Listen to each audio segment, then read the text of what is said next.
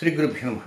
2024 September 21వ తేదీ శనివారంతో ప్రారంభమై 30వ తేదీ సోమవారంతో అంతమయ్యేటువంటి సెప్టెంబర్ నెల చివరి 10 రోజులలో కర్కాటక రాశిలో జన్మించిన జాతకులకి ఫలితాలు, సూచనలు, సలహాలు క్లుప్తంగా 3 పాయింట్లలో తెలియజేయబోతున్నాను. ఇక ముఖ్యంగా కర్కాటక రాశి వారికి ప్రస్తుతం అష్టమ శని పీరియడ్ జరుగుతూ ఉన్నది. ఇది రాబోయే 2025వ సంవత్సరం మార్చి 29 వరకు కంటిన్యూ అవుతుంది. అదే అష్టమ స్థానంలోనే శని వక్ర సంచారం కూడా చేస్తున్నాడు. ఇది నవంబర్ 15 దాకా ఉంటుంది. ఇక మీకు లాభస్థానంలో రాబోతున్నటువంటి అక్టోబర్ 9వ తేదీ నుంచి గురు వక్రం కూడా ప్రారంభమవుతుంది.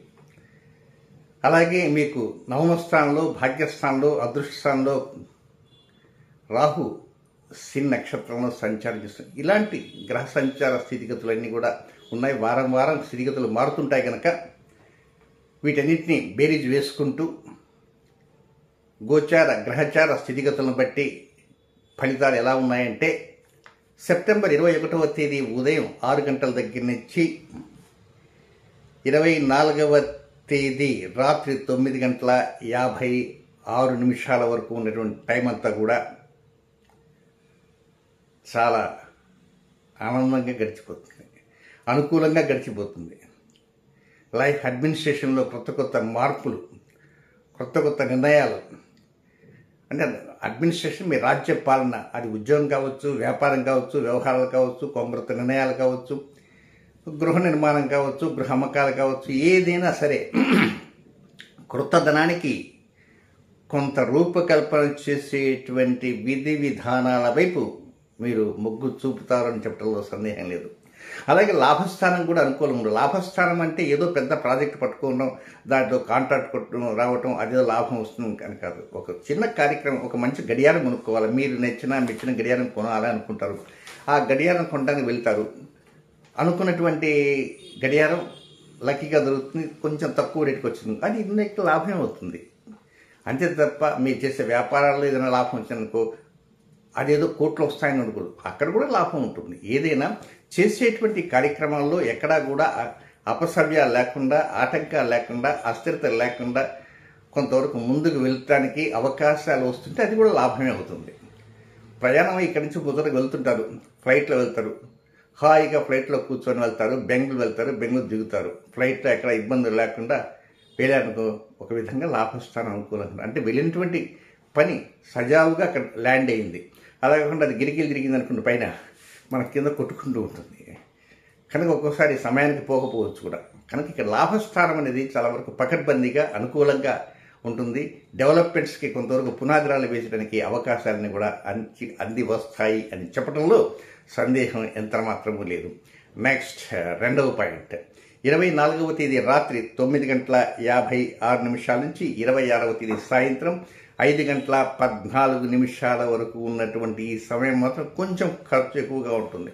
ఏమో ఉన్నపలంగా సెల్ ఫోన్ కొనాలనుకుంటారేమో, ఏదో మంత్ ఎండింగ్లో సెల్ ఫోన్స్ ఏదో కొంతవరకు డిస్కౌంట్ వస్తున్న మాటలు వింటున్నా. నేను కూడా ఒక సెల్ ఫోన్ తీసుకోవాలా, మరి అది 27వ తారీఖట. కానీ మీకేంటి 26వ తేదీ సాయంత్రం 5:14 వరకే చెప్పా.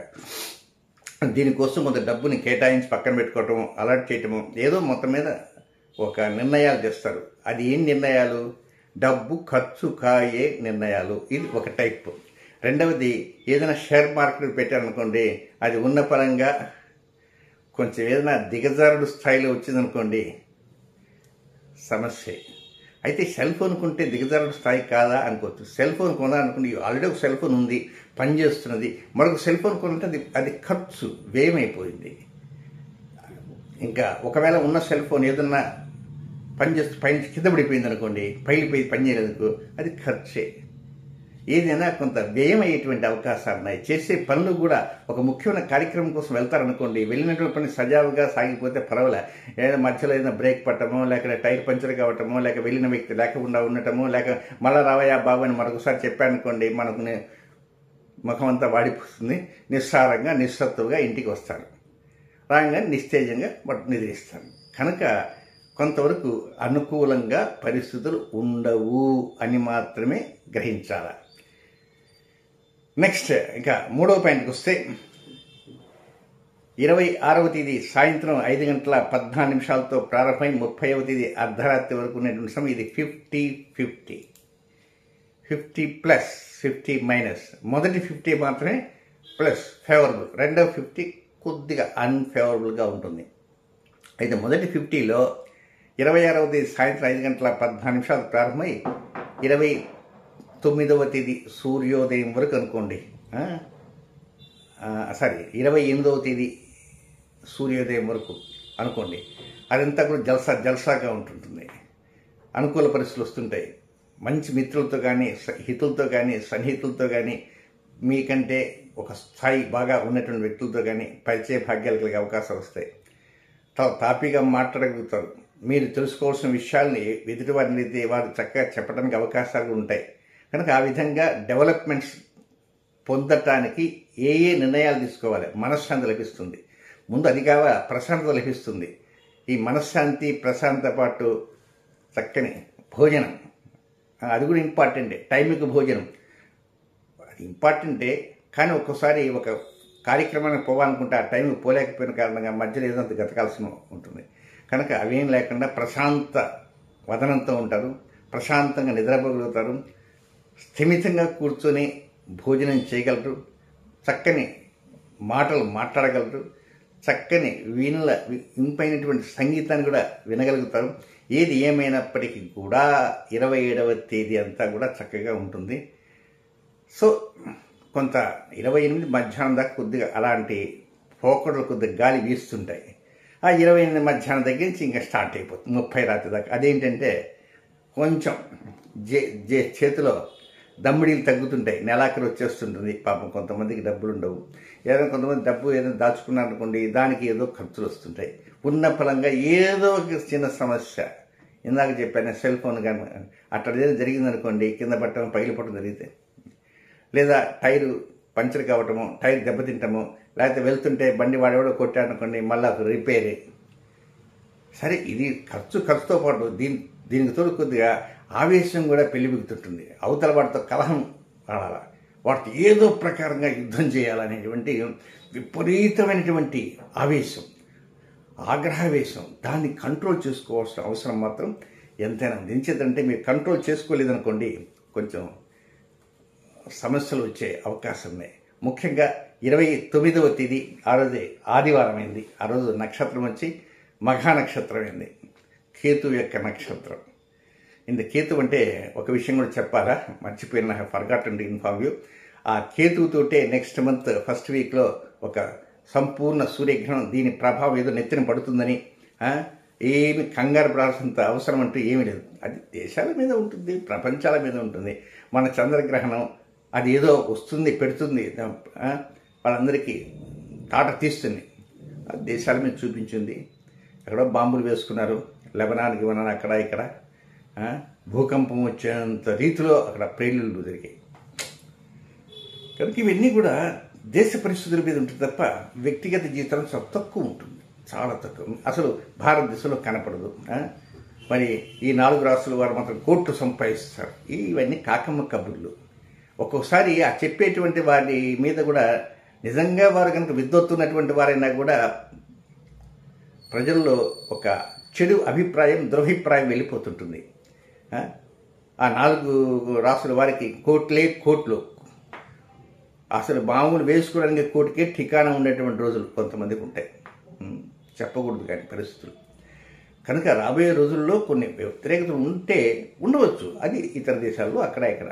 కానీ అదే పనిగా భయపడుతూ కూర్చుంటే ఎట్లా? ప్రళయం వస్తే ఏం చేస్తాం? నువ్వేమైనా ఆపుతావా? ఎవడం ఏం ఆపేది లేదు.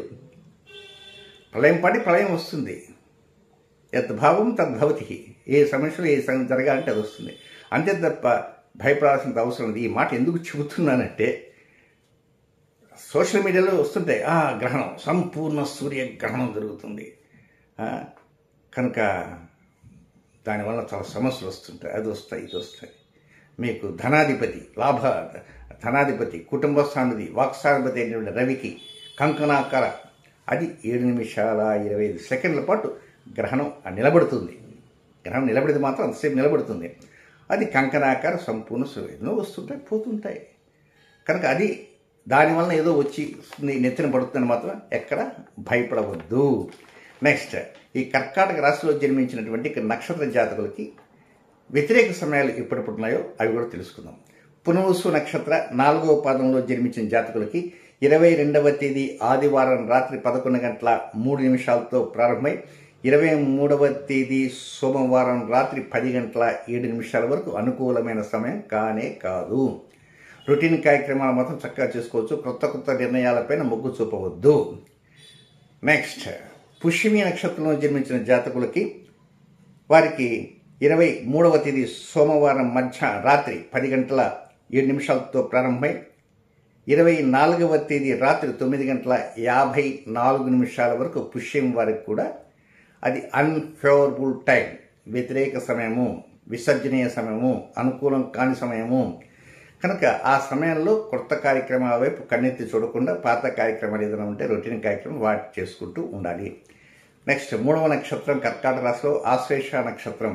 ఈ ఆశ్లేష నక్షత్రం జన్మించిన వారికి 24వ తేదీ రాత్రి 9:54 ప్రారంభమై 25వ తేదీ రాత్రి 10:23 వరకు వారికి వ్యతిరేకమైన సమయము, అనుకూలం కాని సమయము, విసర్జనీయ సమయము, అన్ఫేవరబుల్ టైం. కనుక ఈ టైంలో రొటీన్ కార్యక్రమాలు మాత్రం చక్కగా చేసుకోవచ్చు. కొత్త కార్యక్రమాలు మాత్రం మొగ్గు చూపవద్దు. ఏది ఏమైనప్పటికీ చెప్పేటువంటి చిన్న మాట ఏమిటంటే, రాబోతున్న అక్టోబర్, నవంబర్, డిసెంబర్, జనవరి, ఫిబ్రవరి, మార్చ్, ఏప్రిల్, మే దాకా కొన్ని వ్యతిరేక గ్రహ సంచార స్థితిగతులు ఉంటాయి. వాటి ప్రభావాలు ఒక్కోసారి మనం మీద వచ్చి నెత్తిన పడవు. సో కొన్ని కార్యక్రమాలప్పుడు ఎండలు విపరీతం కాస్తున్నాయి. దాదాపుగా భాద్రపద మాసం కూడా వెళ్ళిపోతుంది. ఆశ్వీజ మాసం రాబోతుంటే కొన్ని ఏరియాలో 40 డిగ్రీల టెంపరేచర్. ఏమిటి అట్లా ఉంది పరిస్థితి? కనుక ముఖ్య గమనిక ఏమిటంటే, ₹4 అనవసరమైనటువంటి వాటి మీద వెచ్చించకుండా ఆ ₹4 భద్రంగా పెట్టెలో పెట్టుకోండి. పెట్టెలో పెట్టుకుని భద్రంగా. వాస్తవంగా ఈ వీడియో ఎప్పుడో చెప్పాల్సింది. ఎక్కడ గణపతి నవరాత్రుల్లో మా ఇంటి వెనక ఒకటి, మా ఇంటి పక్కన ఒకటి, మా ఇంటి ముందు ఒకటి, ఆ పక్కన ఒకటి, రోజు ఒక్కొక్కరు నిమజ్జనం. అందరూ ఒకరోజు నిమజ్జనం ఉండదు. దడదడ శబ్దాలు. కొంతమందికి అయితే గణపతి నవరాత్రులు ఎట్లా ఉన్నా విసుగు కూడా పుట్టేస్తుంది. ఏజ్డ్గా ఉన్నటువంటి వారు ఉంటారు, అక్కడ డ్రమ్ములు ఉంటాయి, దడదడ కొట్టేస్తారు, చెవులు పగిలిపోతుంటాయి. ఏదో కొడితే 5 నిమిషాలు కొట్టరు, ఆ చిందు వేస్తూ కూర్చుంటారు. చదువుకున్న వాళ్ళు కూడా, అమ్మాయిలు కావచ్చు, అబ్బాయిలు కావచ్చు. దీనివల్ల నేను వీడియోలు మాత్రం సకాలంలో ఇవ్వలేకపోతే ఇంకా 1 వీక్ బిఫోర్ ఇద్దాం అనుకుంటున్నా, కానీ ఇస్తాం అనుకున్నా కూడా 3 వీడియోలు ఇచ్చాను. మిథున రాశి ఇచ్చాను, కర్కాటక రాశి ఇవ్వలేకపోయినా. కనుక ఇకపైన మీరు కూడా కనిపించింది. నవరాత్రులు చేసుకోవాలనుకుంటారు నిజమే, అయినా ఎంతవరకు మనం అక్కడ పాల్గొనాలి? అనవసరమైనటువంటి రోదనలు, అనవసరం సంగీతం, అదేమన్నా భక్తి సంగీతమా? ఒలెమ్మి తిక్కరే కింద ఆ పాటకేసి పిల్లల్ని ఇచ్చి డ్యాన్సులు చేయటం, ఇలాంటివి ఆ స్టేజ్ మీద చేస్తున్నారంటే ఆ తల్లిదండ్రులు అనుకోవాలి. కనుక ఏదైనా కొంత భక్తి ప్రబోధంతో, విశ్వాసంతో ఉంటూ ₹4 మాత్రం భద్రపరుచుకోండి. ఈ మాట పదే నొక్కి వక్కానిస్తున్నాను. ఎందుచేతనంటే రాబోతున్న రోజులు ఏదో ఖర్చులు వచ్చాయనుకోండి, అర్జెంట్ ఖర్చులు ఉంటాయి. అప్పటికప్పటికి అప్పు కోసం ఎవరిపోతాము? బ్యాంకులో సెలవులు ఉండొచ్చు, ఎవడన్నా అప్పిద్దాం వాళ్ళ పరిస్థితి మనలాగే ఉండొచ్చు. ఏదైనా తాకట్టు దగ్గర పెట్టుకోవాలంటే ఆ సమయంలో ఉండొచ్చు, బంగారం లేకపోవచ్చు. కానీ ఏదేమైనా కొంత అనవసరమైన ఖర్చుల మీద దృష్టి ఉంచకుండా అవసరమైనటువంటి కార్యక్రమాలు ముందున్నాయి, చాలా అత్యవసర కార్యక్రమం ముందున్నాయి కనుక వాటికి డబ్బు అవసరం కనుక దాన్ని దృష్టిలో ఉంచుకొని కొంత సొమ్ముని పొదుపు చేసుకోవాల్సిందిగా కోరడమైంది. శుభం.